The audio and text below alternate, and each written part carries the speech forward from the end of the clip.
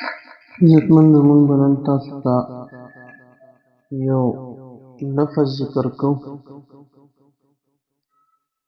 چې دا به د انسان د آفتونو نه او مصیبتونو نه په امن کې ساتي. نن سبا که موږ او تاسو سوچ وکړو، ټول مصیبتونه دي، آفتونه دي، بدامني ډېره زیاته ده. نو د خپل ځان د بچو دپاره، د خپل ځان د محفوظ کولو دپاره د لفظ چې کوم دی ډېر اهم دی چې د الله جل شانه په نومونو کې راځي.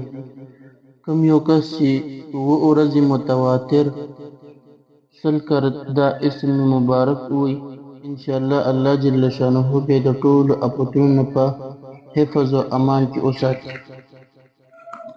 بل دا که یو انسان په کثرت سره دا اسم مبارک ووایي، نو الله جل شانه یو فرشته پیدا کړي او هغه فرشته د ده د طرف نه عبادت کوي او د ده مخ الله جل شانه منور کوي او روښانه کوي.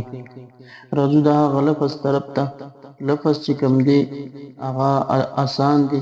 د هغې نه مخکې او وروسته به درود شریف ووایي 3 کرتې 5 کرتې 7 کرتې. بیا به دا لفظ الخالق دا به ووایي.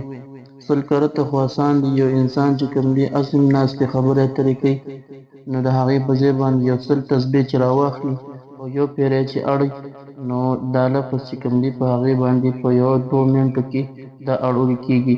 7 ورځو پورې مسلسل به دا الفاظ وایي او د هغې نه وروسته چې کوم دی الله جل شانه به دعا وغواړي. الله جل شانه به د مصیبتونو آفتونو نه په امن او امان